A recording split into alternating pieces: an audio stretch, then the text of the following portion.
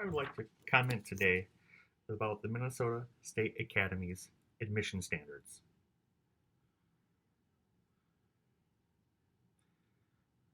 Here you see the webpage for the Office of the Reviser of Statutes for the state of Minnesota. Before I continue, I would like to mention that families or individuals with children without disabilities currently have the opportunity to have their child attend a homeschool, district school, outside district school, private school, or charter school, etc. They can fill an application out, apply, and send them to any of those aforementioned schools.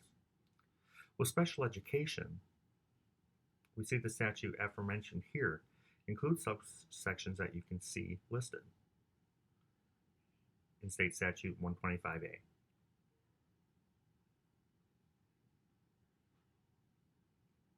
These are the standards per statute for MSA. Let me jump over to 125A.13, which discusses a child with a disability. If a parent or a family or individual has a child or dependent with a disability, it states that that child can go to any school of their choosing: private school, district school, outside district school, charter school, etc. Except they must follow the admission standards as referenced 125A.62, 125A.64, 125A.66, 125A.73.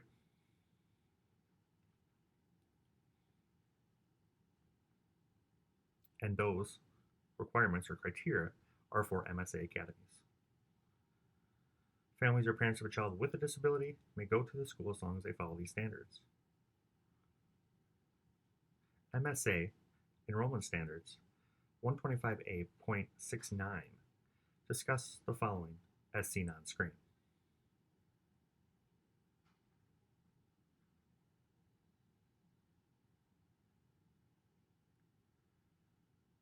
To summarize, a child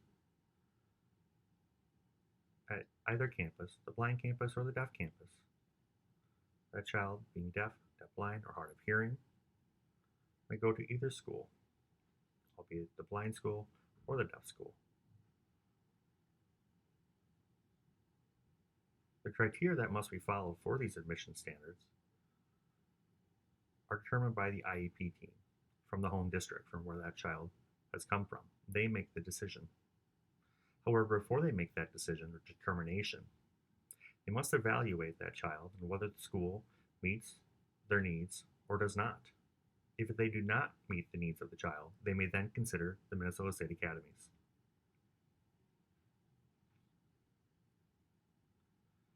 It also comments or discusses enrollment for social skills purposes on a short-term basis.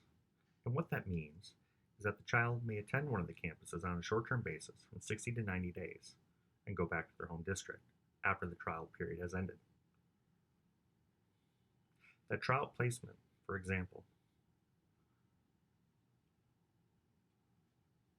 will be determined by the IEP team. The IEP team from the home school district, as well as MSA IEP team. They would come together and meet in concert and determine whether a 60 to 90 day trial period would be effective for that child and approve or deny it. After which, the IEP teams would meet again after that trial period to determine whether the child would stay or go back to the home district. The home district is obligated to provide transportation for that child. This next section talks about a caregiver with a child that's deaf, deafblind, hard of hearing, or has additional disabilities will be able to attend MSA. Out-of-state students may also attend MSA after contracts are signed and agreements are in place. Compulsory attendance standards are also in place, requiring a child attend school. That was a very brief summary of the statute 125A.13. but families, individuals, or caregivers that have a child that goes to the deaf or blind school have a challenge in front of them, a barrier they face. Therefore, I recommend we ease the standards or the criteria of which a child may attend MSA. For example, the statute reads that the home district must approve. Let's have the parents decide that, make that determination, not the home district IEP team. It also talks about requiring an IEP, and I would suggest that that be removed. Certainly, many of our students have IEPs, but some may even have 504 plans. And a 504 plan would allow us to have children under that attend the schools. And if a child has an IEP, it can be switched over to a 504 plan, which is less cumbersome for staff to process in order to provide accommodations that our students need.